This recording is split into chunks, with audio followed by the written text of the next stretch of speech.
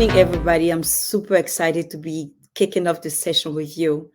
And as Anna mentioned, I will take the next few minutes to talk to you about embracing Industry 4.0 and what it takes to be a leader today to transcend from the traditional way of leading to leading in a way that make more sense in a digital way, but more importantly, in this digital-driven world that we are in today. So before we dig into it, quick fact about me. I'm originally from the Ivory Coast, a beautiful French country. I've been in the telecom industry for over a quarter century. I can believe it. As a technologist, I've been in the wireless industry and more importantly, in the transformational and digital transformation for over a quarter century.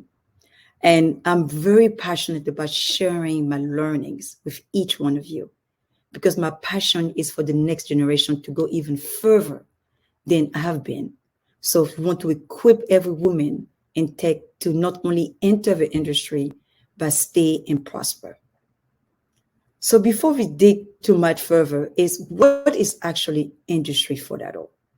So we started back in 1784 with a water stream.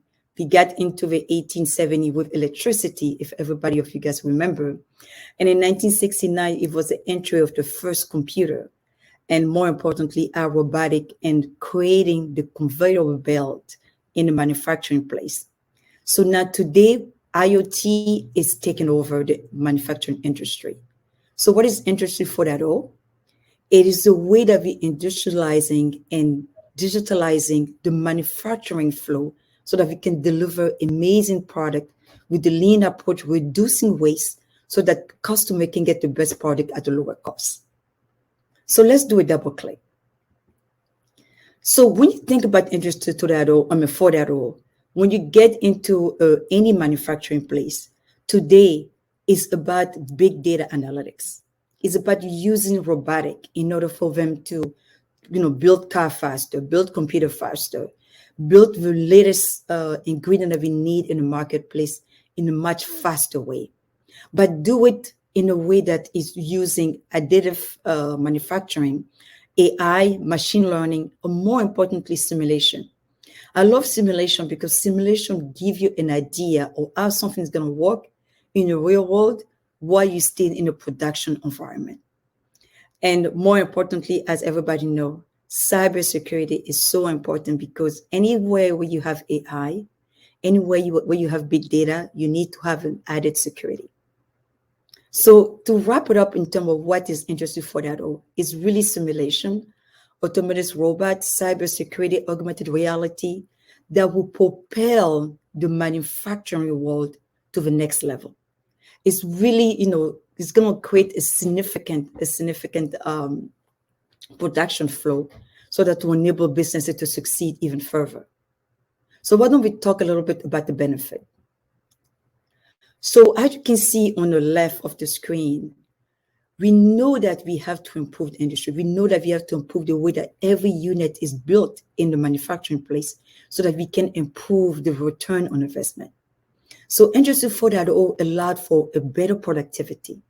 It allowed for the manufacturing flow to be more agile because they have a more better way of changing decision as things change in the flow. They are open to innovation because they get the chance to simulate. So as you simulate in the production environment, you have an ability to adjust and change and try new things and fail if necessary. So all those flow allowed the reduce in cost because it reduced people to, remove duplication, increase efficiency, and as a byproduct of that, increase the revenue. And the most benefit of why we're doing all of this is to increase the customer experience. So if the customer get the product much faster, they get the product right the first time, guess what? We're going to come back moreover. So what does that mean in terms of leadership? We know that the traditional way to lead is to really, the process of social influence. I actually love this definition.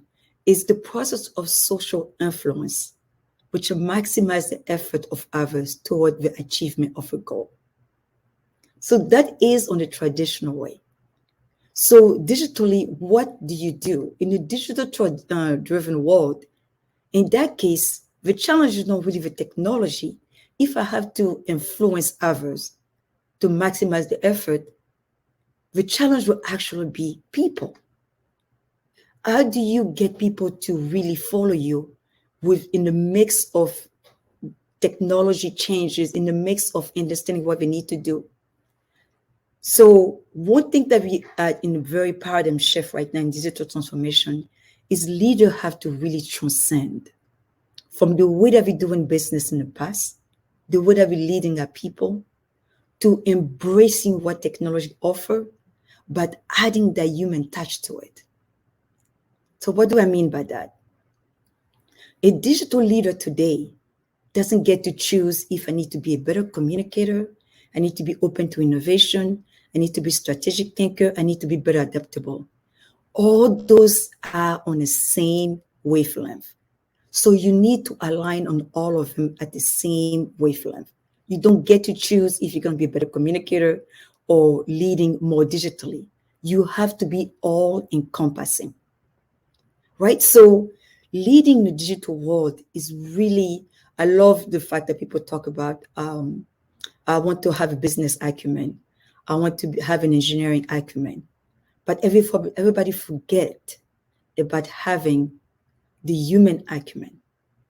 How do you treat people with respect and dignity so that they feel like you care for them, not only about the work, but about them as a human being?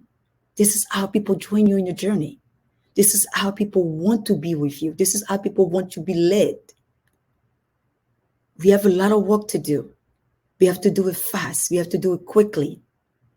But do you stop in the morning to ask me how I'm doing? And actually listen to my answer. So leading a digital way is going to encompass us wrapping around people, process, and how you built your technology, how you built your culture. It's really about engagement and inclusion. It's no longer about control. People should not be walking around and basically say, oh, I'm doing what I'm told. No, you want people to engage and feel included in the decision making.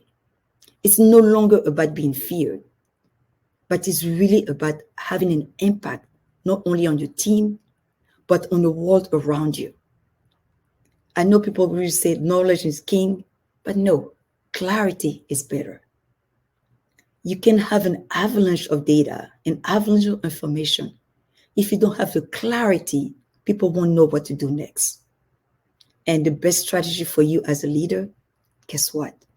Is to be at the service of your team, is to really lead your team with generosity, and more importantly, teach them how to bear hug change.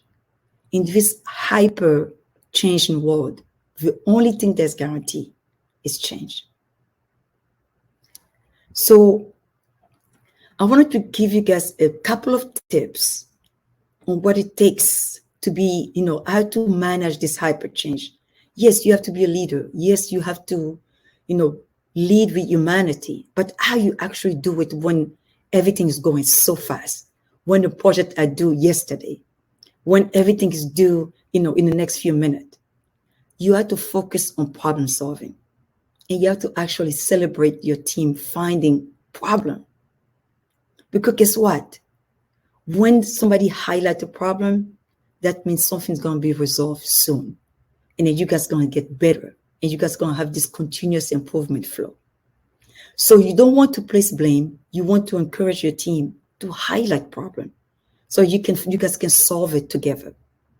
You want to keep the communication open and flowing.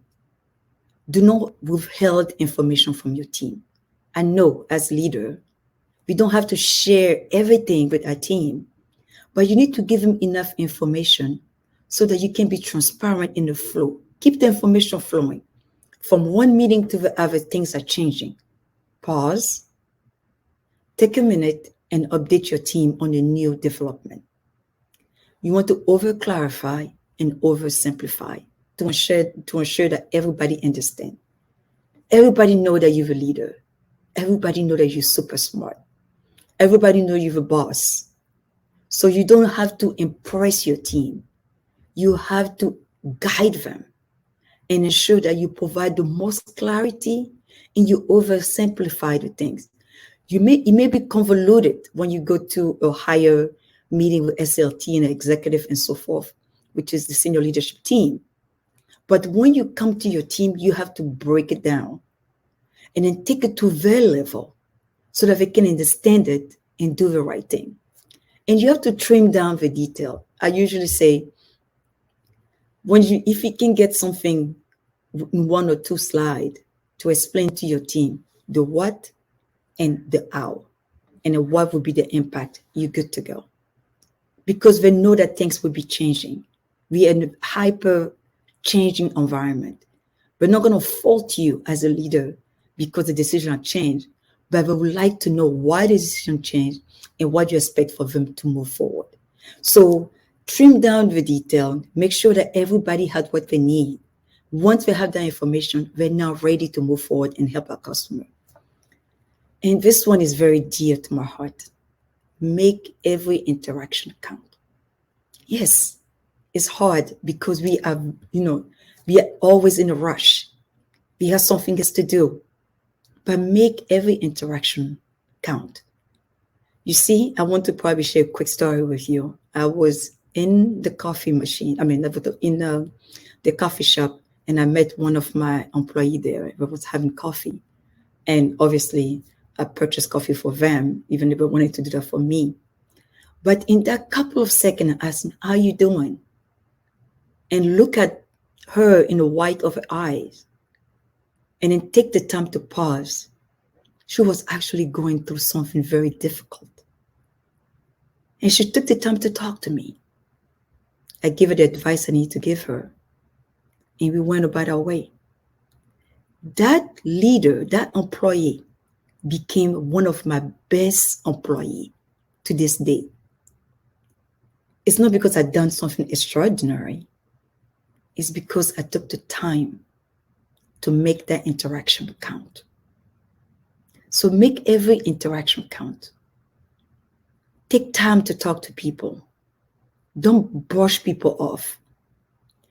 It creates some gap in your calendar so that when people walk by your office, they want to talk to you for a couple of minutes, you get the chance to talk to them. It will pay tremendous dividend, I promise you. And one last secret that I use, I know that I've shared that before, and some people have been using it. Every Friday, send thank you note, a simple thank you note to either your employee or somebody that worked with you or somebody that done something amazing that week, or even something as simple. Wow, you did good on that presentation on Tuesday. I love the way that you complimented, your employee when we walk by. I love the way that you pay attention to detail in your presentation. Those simple thank you notes pay tremendous dividend because we all want to matter. We all want to know that the leader cares for us. We all want to know that my leader is not only talking to me about a project, but he cares for us as a human being. I have intrinsic value in her eyes or his eyes. So let's bring it all together. Industry 4.0. It is the way of the future. It is the industrialization and the digitalization of the manufacturing floor. It will revolutionize the way that everything is produced in the world and moving forward. It will change the way that cars and manufacturing actually bring product to life. And us as leader, we have to embrace digital. We have to embrace AI. We have to embrace machine learning. We have to embrace innovation. And as leaders, we have to learn to lean into not only our emotional intelligence, but also speaking human. Yes, technology is here to help us to our advantage, but we have to be very intentional to have those interactions, those human touch in the mix of innovation, in the mix of technology, in the mix of digital transformation. I want you to see me as a human. Your employee wants you to see them as a human. And I do believe that the future is bright because we know the leader that are transformational and embrace digital actually produce 3 times more than leaders that are not. So I embrace each one of you to join the journey so that together we can change the world. You can learn more about me on Twitter, on LinkedIn, and learn about me on my website. And with no further ado, I wanted to give enough space for everybody to ask questions and comment so that we can have a conversation. Thank you so much, Edwige. Truly inspiring and authentic presentation. I was taking notes. I really liked your suggestion about sending every Friday a note, because as you mentioned, everyone wants to feel that they matter. And I think as simple as making a small comment to the kid, like you said, you did great at this presentation. Thank you so much for making it so fast. Anything that, even a small detail that would make someone feel important, valued, appreciated. And when it comes from a leader, I think it's twice precious, so to say. And I like that. I should practice that. Yeah. And yeah, thank you so much. Very, very insightful, very authentic, very personal presentation. I really, really enjoyed it. Thanks for sharing. We have so many comments here. And here's a question. You mentioned clarity is king, but how to manage to accommodate all your team's perspectives while still reaching your goal and still have this clarity? Absolutely. So you in this, you know your team. You have a different level, right? So you have your direct team, which was your leader. Then you have your senior manager, your manager, and so forth. So you need to have a message for each group because your leaders want to have a different message. You want to be a little bit stern with your leaders that report directly to you because they have to actually take out what you said in order to bring it to life. Then the message to the front line is really a motivational message. What is the impact? How they can actually impart in the work that you want them to do. So yes, it takes some time, but it is the right thing to do. You need to have a chance to you need to set up the message. You need to almost like customize the message for your main audience and then also for the front line. It takes some time, it takes some practice, but once you get into the rhythm of doing it, it's actually pretty easy. Yeah, thank you. And here's a question from Bria Williams. She asks, what fuels gives you energy to drive your current team? Where does your passion come from?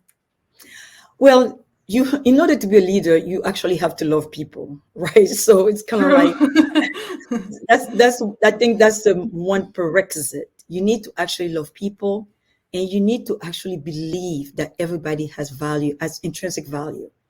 And this is what gives me passion. I'm very passionate about sharing my ideas. I love when I meet somebody that didn't know anything, and then I work with them, and then they become like, they skyrocket, and then they skyrocketed to something amazing. They propel to something amazing because we all at the life of service of each other. And I know that, I read somewhere where somebody say, at the end of the day, we are all working each other home. So to me, I really love people. I really love people grow. I really love people like change and evolve. So that's where my passion comes from. My passion comes from me seeing that I can have an impact. Like today, this morning, took the time to kind of like share with you, a few information. I hope that you guys take it to heart and then apply that in your life. And then maybe one day you tell me, hey, Edwige, I apply, more clarity, or I apply leading people with more empathy, with more humanity. And then you change the way that I lead. That to me gives me joy, and that's what gives me passion. Beautiful. I like that. I think the highest compliment we can receive as leaders, as speakers, so it's important to send to the speaker that inspired you a note, because it will make them feel also important, valuable, and good. And I think that's ultimately why we also do, to help each other do better and empower and support each other. Thank you Exactly. so much, Edwige. We still have some questions, but you shared also your details, how to reach to you. And you can contact Edwige on LinkedIn, send her a note. Thank you so much, and feel free to ask your questions. Thank you. It was great to have you with us today, this morning. I really appreciate you making time for this. Thank you. Absolutely. Absolutely. Thank you so much. Have a great rest of your session. It's going to be amazing. You could have been somewhere Thank you. else, but you chose to be here today. So enjoy. Take care. Thank Bye you. bye. Thank you very much.